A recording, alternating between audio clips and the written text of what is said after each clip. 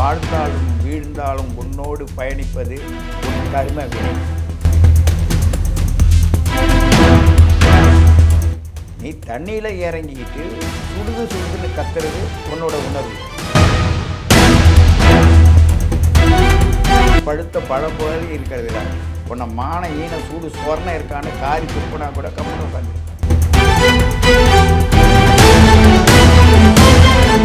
அதுக்குள்ளே தான் கடவுளை பார்க்கணுமே தவிர காவியை கட்டினாலோ பின்னாடி ஓடினாலோ கூட்டம் கூட்டினாலோ ஒன்றும் நடக்கும்.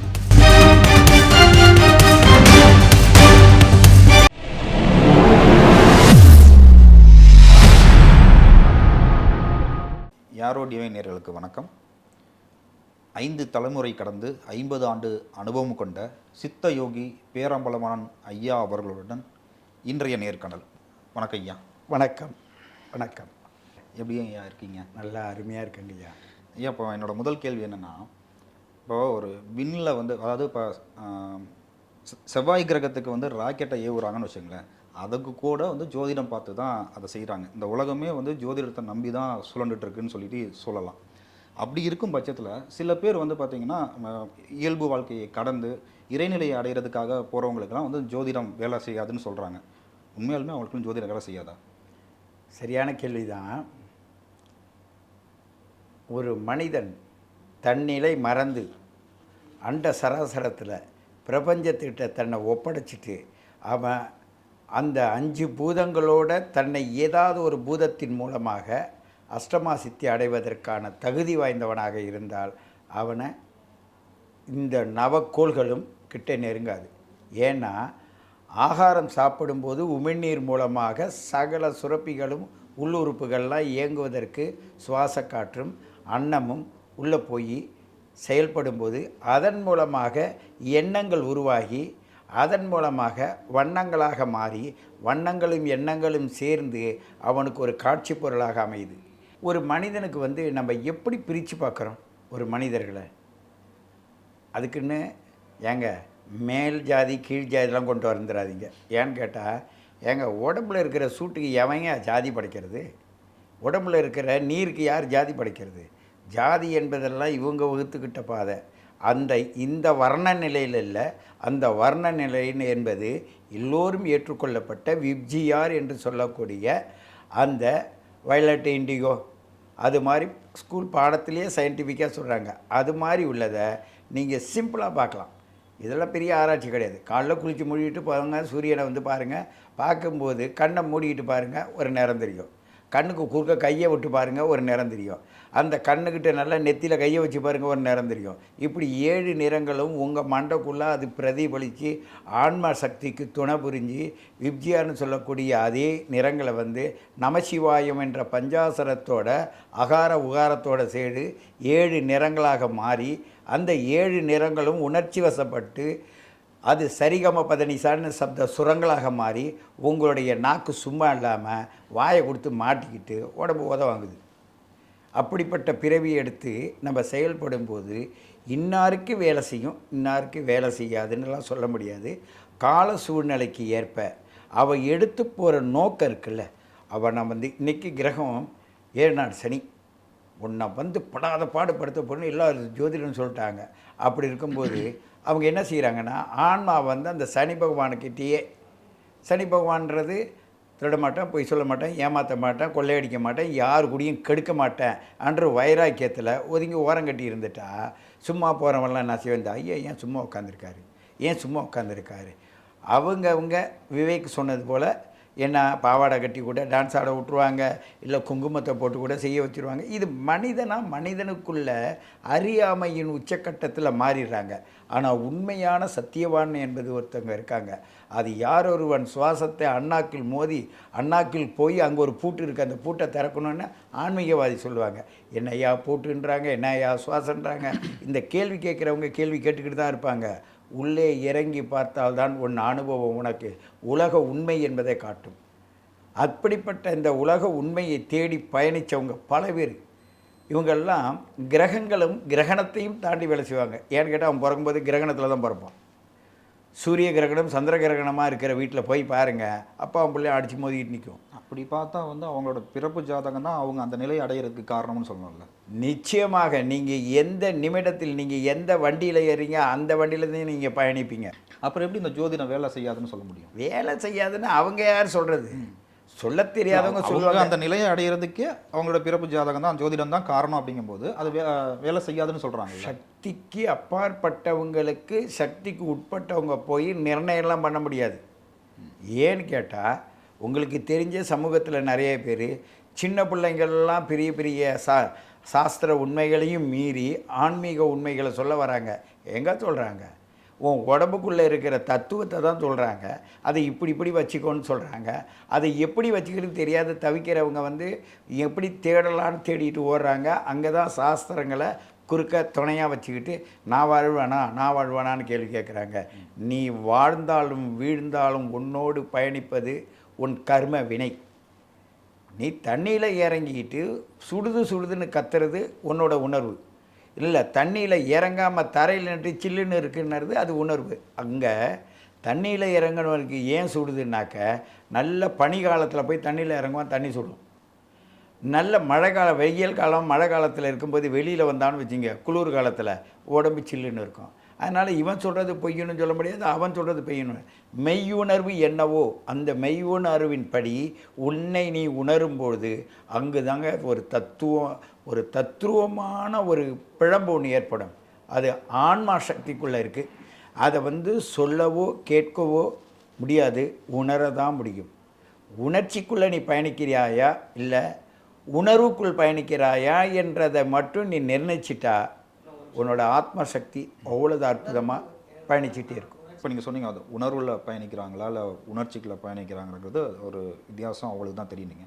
இப்போ அந்த உணர்வில் பயணிக்கிறதுக்கும் உணர்ச்சியில் பயணிக்கிறதுக்கும் என்ன வித்தியாசம்? இது வந்து சின்ன விஷயந்தான். ஒரு பறவைகள் ஒன்றோட ஒரு பின்னிகிட்டே போனதுன்னா அவன் என்ன சொல்லுவான், இந்த பறவையை இந்த பறவை விரட்டுது. ஏன்னு கேட்டால் உணர்ச்சி வசப்பட்டு விரட்டுதுன்னு இவன் நினைப்பான். அது என்ன செய்யணும், ஒன்றுக்கொன்று சிறகடிச்சிட்டு போகும்போது ஒருடைய பயணத்தில் அந்த பறவைகள்லாம் பறக்கும்போது வி ஷேப்பில் பறக்குதுல, அது எது கடைசியாக இருக்கோ அந்த கடைசியாக இருக்கிற பறவையோட குணத்தை அது கவனித்து அது உணர்ந்து அது என்ன செய்யணாக்கா பின்வாங்கும். பின்வாங்கி இந்த பின்வாங்கின பறவையை முன்னாடி தள்ளும். ஆஹா நம்ம தான் முன்னாடி போகிறோம்னு அது என்ன செய்யணும், முன்னோக்கி போயிட்டுருக்கோம். இதுங்கெல்லாம் பின்னோக்கி வந்து மெதுவாக மெல்ல சமமாக போகும்போது நம்மளை மிந்திரக்கூடாதுன்ற ஊக்கத்தையும் அந்த செயல்பாட்டையும் அது காட்டும். ஒரு பறவைக்கு அந்த குணம் இருக்கும்போது ஒரு மனிதன் போயிட்டு இருக்கும்போது பொத்துன்னு கீழே வந்துட்டான், அந்த கருணை உள்ளவன் இருக்கான்ல, அவன் என்ன செய்வான், அடாடா, அவன் அறியாத அவன் உணர்வுகள் என்ன படாத பாடுபடும். அவன் தூக்குறானோ தூக்கலையோ கேட்குறானோ கேட்கலையோ, ஐயோ அந்த இடத்துல அவங்க விழுந்தாங்களே, அவங்களுக்கு இது வந்து உணர்வு. உணர்ச்சின்னா அவன் செஞ்சதுக்கு விழுந்து கிடக்கிறான்யா, இவன் எந்த மனோபாவத்தில் இருக்கானோ அதுக்கு தகுந்த மாதிரி மற்றவனை எடை போடணும்ல, இது வந்து உணர்ச்சி வசப்படுவது. திட்டுறது, ஏன்டா பார்த்து போகக்கூடாதா, அங்கே போன நீ கீழே விழுந்துட்டுனா என்ன ஆவ, அதுவும் உணர்ச்சி வசப்படுறது தான். உணர்வும் உணர்ச்சியும் பற்றது. இங்கே பலார்னு ஒரு அறை அரைஞ்சி முதுகில் 2 அடி அடித்து இது மாதிரி அவசரப்பட்டு போவியா, ஒரு ட்ராக்கை தாண்டுறான், ஒரு பஸ்ஸு குறுக்க தாண்டுறான்னா ஒரு பிடிச்சி 2 சாத்தி ஒரு போலீஸ்காரர் அடித்து வெட்டுறாரு. ஏன்னு கேட்டால் உன்னை நீ மறந்து போறியே, அங்கே ஏதோ உனக்கு ஆயிடுச்சுன்னா என்ன ஆகிறது. சட்ட பாதுகாப்பு என்பது ஒரு புறம் இருந்தாலும் மனிதனுடைய பாதுகாப்புக்கு அந்த மனிதனுடைய உணர்வு இருக்குல்ல, அவ்வளோ வேகம் வருது. உனக்கு அடின்னா சட்டம் கொடுத்துருக்காங்க, இல்லை அடிக்கலான்னு சொல்லியிருக்காங்க. மீறுறவனுக்கு அந்த இடத்துல அடிக்கிற தன்மைக்கு ஏன் போயிருந்தா உயிர் போனால் என்ன ஆகிறது அப்படிங்கிற மாதிரி அந்த உணர்வு பூர்வமாக அவங்க செய்யும்போது இந்த உணர்வும் உணர்ச்சியும் வந்து பல இடங்களில் பல சூழ்நிலையில் பல பேருக்கு தக்கவாறு அது மாறும். அதில் வந்து நம்ம என்ன பண்ணணும்னா, நாம் எப்படி பயணிக்கிறோம்னு ஒவ்வொரு மனிதனும் நம்ம புரிஞ்சுக்கிறதுல அனுபவப்படணும். இந்த அனுபவப்பட்டவங்கள்லாம் நிறைய கதைகள் சொல்லியிருக்காங்க. தியானம் பண்ணுன்னுவாங்க, மூச்சு அடக்குன்னுவாங்க, அப்புறம் தண்ணியில் மிதந்து பாருன்னுவாங்க, காற்றில் பறந்து பாருன்னுவாங்க. இதெல்லாம் கேட்குறதுக்கு நல்லா இருக்கும். நிறைய நீங்கள் இப்போ வாட்ஸ்அப்பில் எல்லாம் நிறைய பார்ப்பீங்க. இதை பற்றி தான் என்னோட அடுத்த கேள்வி கூட இதை பற்றி தான். ஆமாம், காற்றில் பறக்கிறவங்கெல்லாம் காட்டுறீங்கல்ல, கண்டிப்பாக நிறைய பேர் என்னன்னு கேட்டால் இந்த உடலில் இருக்கிற உருவம் தான் தெரியும், உருவத்தில் இருக்கிற இடம் இருக்குல்ல, நீரையும் அதையும் காற்றில் அப்படியே என்ன பண்ணிடுவாங்கன்னா பிரபஞ்சத்தில் மேல் நோக்கி தூக்கிறது போல் தன்னுடைய ஆன்மாவை கொண்டு அன்னதண்ணி ஆகாரம் இல்லாத ஏதேனும் ஒரு அஷ்டமா சித்தி என்று சொல்லக்கூடிய பஞ்சபூதங்களில் ஒன்றை தன்னோட உடலுக்குள்ளே வச்சு அதை மையமாக வச்சு தூக்கிடுவாங்க. அதுதான் மூலாதார சக்கரத்தை முதல்ல ஸ்டார்ட் பண்ணாங்கன்னா தரையை விட்டு மேலே தூக்க ஆரம்பிச்சிடும். காற்று மேலே தூக்கும். அந்த காற்று மேலே தூக்கும்போது என்னென்னா அக்னி என்னென்னா அதுக்கு சப்போர்ட் பண்ணும். காற்றை நல்ல விலைக்கு கொடுக்குற மாதிரி அக்னி சப்போர்ட் பண்ணும். இது எல்லாமே அந்த தியானத்தோட அடிப்படையில், தியான உணர்வோட அடிப்படை. தியானம்னு நாங்கள் சொல்லி கொடுத்துக்கிட்டே இருப்பேன். நீ உணர்ந்து நீ செஞ்சால் தானே. உங்களை உணர வைப்பது யாருன்னா உன்னுடையும் இருக்கும் உன்னோட அறிவு. நான் சொல்லுவேன், அது கேட்கணுமே. ஏன்னு கேட்டால் உன்னுள் இந்த பிரபஞ்சத்தில் எல்லாமே எல்லாருக்கும் இருக்குது. ஒரு குரு என்றோ ஒரு சிஷ்யன் என்றோ தெரியாத நேரத்தில் வேணா உள்ளே போவாங்க. ஆனால் இந்த குரு சொன்னது சரிதான், அந்த அவனுடைய குரு ஏற்றுக்கணும். நிச்சயமாக அது ஏற்றுக்காத வரையில் இவன் குருவாக முடியாது, அவனு சிஷ்யன் ஆக முடியாது. ஆனால் அவர் சொல்கிறது சரிதான்றது முன் ஜென்ம கர்ம வினை என்னன்னா பழைய நினைவுகளை கொண்டு வந்து அது வெரிஃபிகேஷன் பண்ணும். 4 பேர் இருப்பாங்க, அந்த குழந்தைய தூக்கி கையில் கொடுப்பாங்க. கொடுக்கும்போது தான் தாயை மாத்திரம் அதை கண்டுபிடிச்சிரும். அந்த உணர்வு இருக்குல்ல. அப்போ அந்த குழந்தைக்கு யார் சொல்லிக் கொடுக்குறா? ஏன்னு கேட்டால் அந்த சுவாசத்தோடைய அந்த வாசத்தோடைய அந்த தாயோட அரவணைப்பு, அந்த சூடு, இதெல்லாம் அந்த பஞ்சபூதத்தோடு இணைஞ்சி இருக்கிறதுனால அது கண்டுபிடிச்சிடும். அது எல்லாமே உணர்வோட அடிப்படையில், உணர்வு அடிப்படையில் உள்ளது. கண்டிப்பாக. இப்போ எனக்கு மிகப்பெரிய சந்தேகம் என்னன்னா, தியானம் பண்ணால் என்ன கிடைக்கும்? தியானம் பண்ணால் பொறுமை கிடைக்கும், நல்ல அனுபவம் கிடைக்கும். இந்த அனுபவத்தின் முடிவாக நல்ல பழுத்த பழம் போது இருக்கிறதுல உன்னை மான ஈன சூடு சொர்ணம் இருக்கான்னு காரி துப்புனா கூட கம்முன்னு உட்காந்துருப்பேன். ஏன்னு கேட்டால் இதெல்லாம் குறுக்கிட்டு அந்த மனிதனை வளர விடாதாக்குது. ஏன்டா அவன் கேட்குறான், அவனுக்கு என்னடா தகுதி இருக்குது நம்மளை கேட்கன்னு இவன் நினச்சிட்டான்னா கம்முன்னு இருப்பான். அப்போது இந்த உணர்வின் அடிப்படையில் இவங்க என்ன பண்ணுவாங்கன்னா அந்த பயணத்தை எடுத்துகிட்டு போகும்போது நல்ல இந்த ஆண்டு இந்த 1.5 வருஷம் எல்லா மனிதர்களும் 12 ராசிக்காரர்களும் படாத பாடுபடுவாங்க. ஏன்னு கேட்டால் குருவின் போர்வையில் ஏமாற்றி திரிந்தவர்கள் குருவால் ஏமாற்றப்படுவார்கள். அப்படியே திட்டங்கள் போட்டு பயங்கரமான விஷயங்களில் அம்பலப்படுத்தி அவனை தன்னை பெருமைப்படுத்திக்கிட்டே வாழ்ந்தவங்க அவங்களோட பொய்யான தோற்றத்தையும் இழுத்து விட்டுரும்.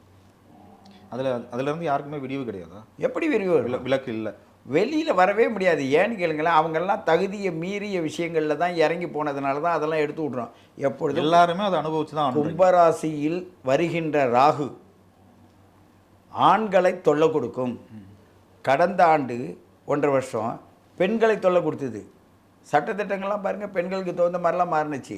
அப்போ பெண்கள் அழுதுகிட்டு ஓடினாங்க, இப்போ ஆண்கள் அழுதுகிட்டு ஓடுவாங்க.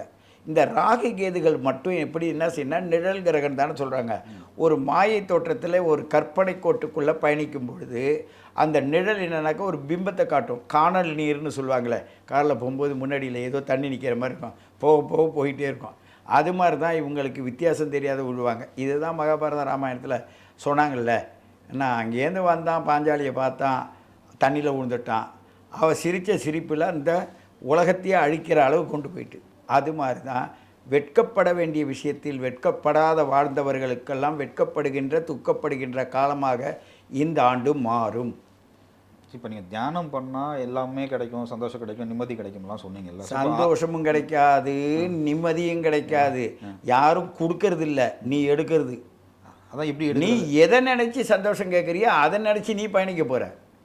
இப்போ நமக்கு பணம் வேணும், நிம்மதி வேணும், அப்படிலாம் நம்ம எதுவாக இருந்தாலும் அது கிடைக்குமான்னு. அருள் வேணுமா, பொருள் வேணுமா? அதை கேட்டாலும் கிடைக்குமா? நிச்சயமாக பிரபஞ்சத்தில் கொட்டி கிடக்கிறதுல எடுக்க தெரியாத நின்றுக்கிட்டு கிடைக்குமான்னு கேள்வி கேட்டுக்கிட்டு இருக்க. அந்த நுட்பத்தின் அடிப்படையில் நான் எங்கே இருக்கேன், என்னை ஒருத்தர் கொண்டாந்து அறிமுகப்படுத்திட்டாரு. என்னை பார்த்து இந்த கேள்வி கேட்குறத ரோட்டில் போகிற எல்லாரையும் பார்த்து கேள்வி கேட்பீங்களா? கேட்க முடியாதுல்ல. அப்போது அதுக்குள்ளே தகுதி வாய்ந்த ஒரு மனிதனன்னு நீ உங்கள் மனசாட்சி ஒரு நிர்ணயிக்குதுல்ல, அதை நிர்ணயித்து அப்படிப்பட்டவர்கள்ட்ட போகும்போது அதுதான் நல்லவங்களோட சேருங்க, நல்ல பழக்க வழக்கங்கள் வரும். அந்த கால சூழ்நிலை அதற்கு தகுந்தது மாதிரி உங்களுக்கு வழிகாட்டும். ஆகையினால் அதுக்கு நிறைய விட்டு கொடுக்கணுப்பா. நிறைய இந்த சமூகம் சொன்ன சட்ட திட்டங்களோ ஒழுக்கங்களோ சூழ்நிலையோ உனக்கு ஒத்தே வராது. அதுக்குள்ள நீதி பஞ்சபூதத்தினுடைய நீதி என்னான்னு கேட்டால் அப்படியே தத்துருவான். வள்ளலார் சொன்னது மாதிரி கருணை. கருணைக்கு எதை சேர்ப்பீங்க? உன் மனசில் வர கருணைக்கு எதை கொண்டாந்து சேர்ப்பீங்க? சூடாக இருக்கிற வெப்பத்தை சேர்ப்பீங்களா, குளிர்ச்சியை சேர்ப்பீங்களா, இல்லை காற்றை சேர்ப்பீங்களா, இல்லை சிந்தனா சக்திக்கு வேணும்? கருணை என்பது உன்னுடைய ஆழ் மனதில் அனுபவ ரீதியாக அப்படி பார்த்தோன்னா கண்ணில் தண்ணி கொட்டும். ஏண்டா அங்கே தான் நடக்கு, இவன் ஏன்டா அழுகுறான்? எல்லாருக்கும் பார்க்க ஆச்சரியமாக இருக்கும். அப்படிப்பட்ட கருணையின் வடிவிலே உள்ளே இருக்கின்ற ஒரு உணர்வானது உன்னை ஆகாயத்திற்கும் பூமிக்கும் அழைத்து கொண்டு போயிட்டு வந்துக்கிட்டு தான் இருக்கும். நடுவில் வேடிக்கை பார்த்ததை பார்த்துட்டு நீ அங்கேயும் இங்கேயும் அலைஞ்சி திரிஞ்சால் அந்த மனம் சஞ்சலப்படுவதனால தான் மனம், புத்தி, சித்தம், அகங்காரம் என்ற 4 அந்த கரணத்தில் 96 தத்துவத்தில் நம்ம பயணிச்சிட்டு இருக்கோம். நம்ம உடம்பு சாதாரணமானது இல்லை. அதை பின்னப்பட்ட இயற்கையை பார்த்தீங்கன்னு வச்சுங்க, ஒரு மண்பாண்டம் மாதிரி தான், எங்கே கிருனாலும் பொத்துக்கிட்டு ஓடி போயிடும். அதனால் நீ ஒரு தேரை பார்த்தீங்கன்னா 2 வடகயிறு கொடுத்து இழுப்பாங்க. அந்த சக்கரத்தில் நல்வினை தீவினை என்ற 2 சக்கரத்தை நீ இழுக்கணும். அப்போ தான் உன் உச்சந்தலையில் இருக்க சகசரார சக்கரமானது அண்ட சராசரத்துக்கு மேலே இருக்கிற காற்றை வாங்கி பிண்டத்துக்குள் கொடுத்து உன் மூலாதார சக்கரம் வரையும் அது இயக்க ஆரம்பிக்கும். அப்போ தான் இதெல்லாம் உணர்வுபூர்வமாக உணரணுமே தவிர வாய் மூலமாக பேசி காது மூலமாக கேட்டு ஓஹோ ஓஹோன்னு தலையாட்டுனா நடக்காது. அனுபவிக்கணும். இதை அனுபவிக்கிறதுக்கு விதிப்பயன் இருக்கணும். உன் தாத்தா பாட்டி முன்னோர்கள், நீ சாருமிடம், அது உன்னுடைய சுற்றுப்புற சூழல். ஒரு காவி கட்டிக்கிட்டு போகிற அந்த இடம் வந்து ஒரே சகதியாக இருக்குன்னா இந்த சாமியார் ஏன் அங்கே போகிறாருன்னு கேட்பான். ஒரே கூட்டமாக இருக்குது, சாமியார் கூட்டமாக இருக்குது. அதுக்காக போனேன்னு வச்சுக்க, நீ போகிறதே தெரியாது, யாரும் உன்னை பார்க்க போகிறதுன்னு கிடையாது. அதனால் யாராய் சார்ந்து போகிறாயோ வண்ணங்கள் நிறங்கள் உன்னை மாற்றும். எண்ணங்கள் ஏன் இந்த கூட்டத்தில் இவ்வளோ அருமையாக பேசுகிறாரு, இந்த ஆள் யார் யாது, சூப்பராக இருக்கியா, கொஞ்சம் நின்று பேசி கேட்டு போகலாம். அப்போ ஒரு மனிதனுடைய வார்த்தையிலிருந்து மலர்ந்து வந்த பூவின் வாசம் போல உன் உள்ளத்தில் இருக்கின்ற அந்த கருணையின் அடிப்படையிலிருந்து வெளியில் வர்ற அந்த இயற்கைக்குள் அகப்பட்டு கொண்டிருக்கும் கடந்து போகின்ற காலத்திற்கு நடந்து போகிற காலம் பதில் சொல்கிற அளவுக்கு உன்னோட கருணை இருக்குல்ல, அந்த கருணையின் தெளிவே அந்த அறிவு, அந்த அறிவின் நிலையே நீ தான் அதுன்றதுக்கு வேறொருவர் பலரும் பலவிதத்தில் வருவாங்க. அது நான் தான் நிரூபிக்கிறதுக்கு கருணையில் உட்பட்டு வரக்கூடிய ஆற்றலும் அந்த ஒரு இயற்கையும் உனக்கு சரியான ஒரு பக்குவத்தை கொடுக்கும். அதுக்குள்ளே தான் கடவுளை பார்க்கணுமே தவிர காவியை கட்டினாலோ பின்னாடி ஓடினாலோ கூட்டம் கூட்டினாலோ ஒன்றும் நடக்காது. ஏன்னு கேட்டால் அதுக்கு உருவம் கிடையாது, அருவமானது. இந்த சக்தி அப்படியே கூடு விட்டு கூடு பாஞ்சு போயிட்டே இருக்கும்.